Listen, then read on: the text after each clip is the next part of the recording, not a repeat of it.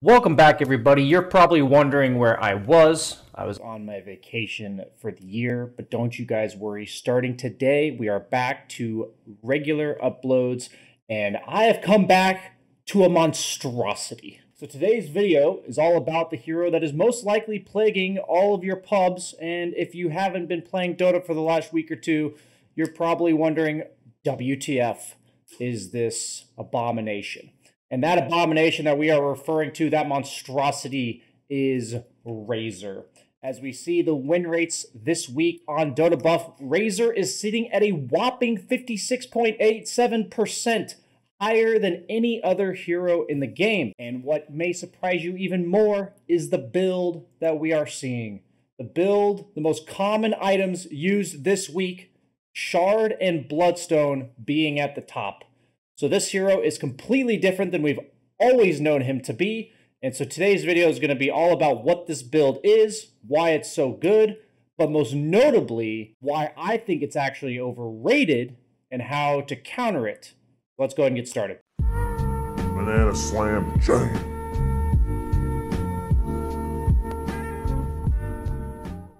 So first I want to start with the basic buildup of what Razors tend to do for items. Razor's predominantly being played as an offlane, and he starts the lane with stat items. As you see here, this is Saberlight from TSM, starting with Wand and 3 branches, gonna build into a Wraithband. Where after he gets the Wraithband, what people are doing is they're going for a early Vanguard. The reason why Vanguard is so popular is because it's a really nice laning item that disassembles into 2 crucial items in the build, which is the Vit Booster for the Bloodstone and the Ring of Health for the Eternal Shroud later. So giving you that nice laning prowess, plus effectively giving you items you will use later, is quite powerful. You Ring of Health into boots, and then unless you're against a lane where you're absolutely going to free farm with a Vanguard, which is most of the time that's not going to happen, maybe like a Spectre or something, people tend to go back for the mana boots, right? Before they finish the Vit Booster.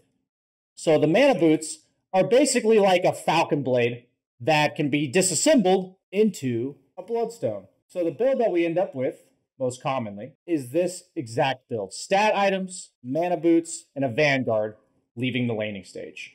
And so what's so important about this build to understand is that the Shard is the most broken part. They recently buffed it so that it does 175 damage per proc. How does this proc work? It works by having a chance to strike when he gets attacked, which is 18%, and it hits 3 targets, up to 3 targets, for 175 damage. Let's be very clear. Whatever target triggered the damage has to be within 900 range. But also, for the extra 2 targets being hit, it will search 900 range around the target that procced it in the first place. So theoretically, if I attack from 900 range or cast a spell from 900 range, and then one of my teammates is 900 range for me, theoretically 1800 range, this Shard can proc. But we talked about the chance to strike being 18% when you're attacked. But if we read closely, it says always when targeted with a spell. So that's going to be really important when we get into the component of this video talking about the counters. The entire build is based on the Shard plus the Bloodstone. The Shard is your sole source of like a pseudo Leshrac ulti. So understanding that the Shard is an item you want to purchase as close to 15 minutes as possible.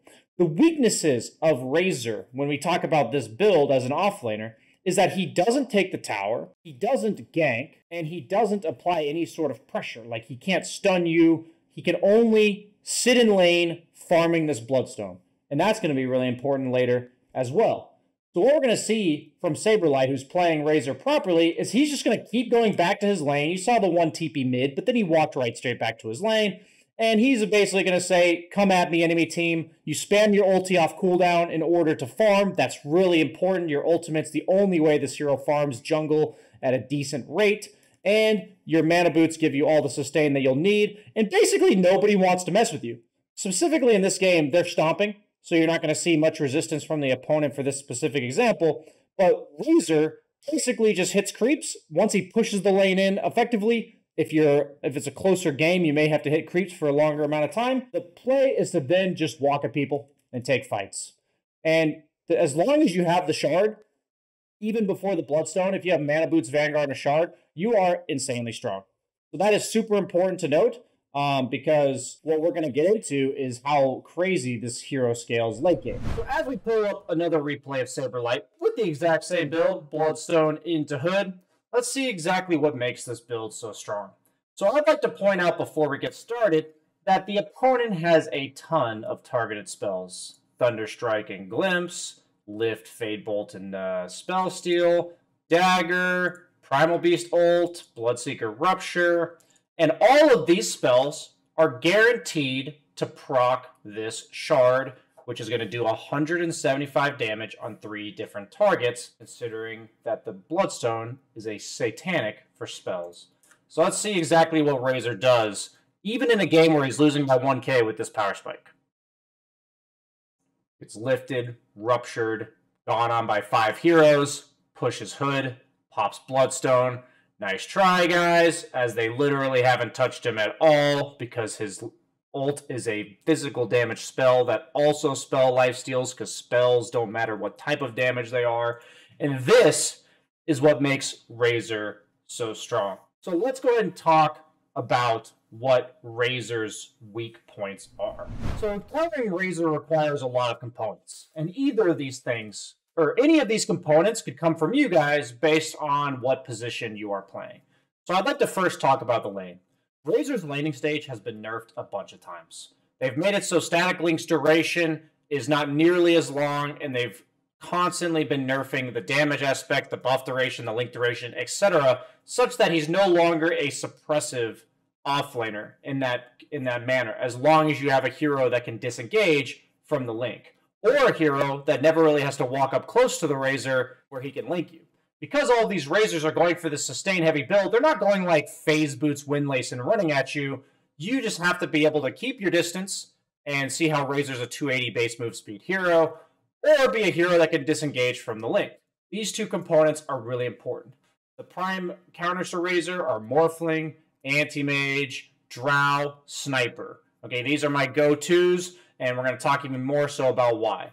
So the biggest thing about this laning stage is that Razor, even though his team's going to be winning this game, when he gets these Mana Boot Vanguard items, he's basically just stuck farming as long as the enemy carry's allowed to sit in lane. As long as you're one of these heroes that fit that description, Razor's going to get booted out of his lane, even when he's up by 3k, and he's just going to be jungling the triangle and applying virtually no pressure whatsoever. And so what we really need to see in these games from Razor is win or lose, doesn't matter what's happening, Razor turns into this guy who just farms for the first 15 minutes of the game, as long as the carry is able to stay in their lane. The last games we saw of Saberlight, the only reason he was able to have impact was because he booted the enemy safe laner out, took the tower, and then ran across the map to help his team. If you're able to sit in lane as the carry, Razor no longer making that so difficult with the way he's itemizing, then this mid-game impact is literally zilch. And that's super important because now we're going to talk about how to counter him in the mid to late game. Okay, guys. It's really important that we go to DotaBuff and look at Razor's best and worst matchups this week. So we talked about the Shard proccing 18% of the time on attacks, but 100% of the time that he is targeted. So what heroes is he really good against? 3 targeted spells. Targeted spell. Targeted spell. Targeted spell. Targeted spell. Targeted spell. Targeted spell. Targeted spells. Targeted spells. The secret here is that Razor does not gank. He does not apply any pressure on the map. He does not flash farm. And he does not start taking towers until he gets an Ags, which is usually 4th or 5th item. So what's the counter to Razor? Don't target him with spells. What we saw from Saberlight is that he ran in, got gone on by 5 heroes, and that's exactly what this build wants you to do. What are the heroes that are good against Razor? First off, Viper's insanely good because he has a built-in break. One of the most important parts of this video for you guys to understand is that if you break Razor, his passive doesn't work, which means his Shard does not work. So having built-in break from Viper makes him insanely strong, but when we look at the rest of these heroes, they are heroes that never target the Razor and simply attack him. Summons-based heroes and heroes with AoE spells or just simply right-clicks. Summons, right clicks. This is how we deal with Razor. So what I want to tell you guys is don't get baited by this hero. If he's running at you, let him do that and simply retreat until you have the ability to bring him down with right clicks. Don't cast disables on him that are single target. Don't literally cast any single target spells on this guy. And the biggest thing about that is it may sound like, okay, BSJ, well, then he's just going to run us down. If you build items like Hurricane Pike, that's the dream. We want carries. We want supports with Force Staff. We want carries with Hurricane Pike. We want Hurricane Pike Silver Edge carries. These heroes can kite the Razor, break the link, and even though Razor's Shard procs from 900 range, it's only 18% on attacks, and if you're picking a hero like Drought or Sniper that buys Silver Edge, you will break him and be able to burst him with the Bloodstone build being virtually useless because the majority of the lifesteal comes from the Bloodstone. So what I'm telling you guys is I do think this build is quite strong.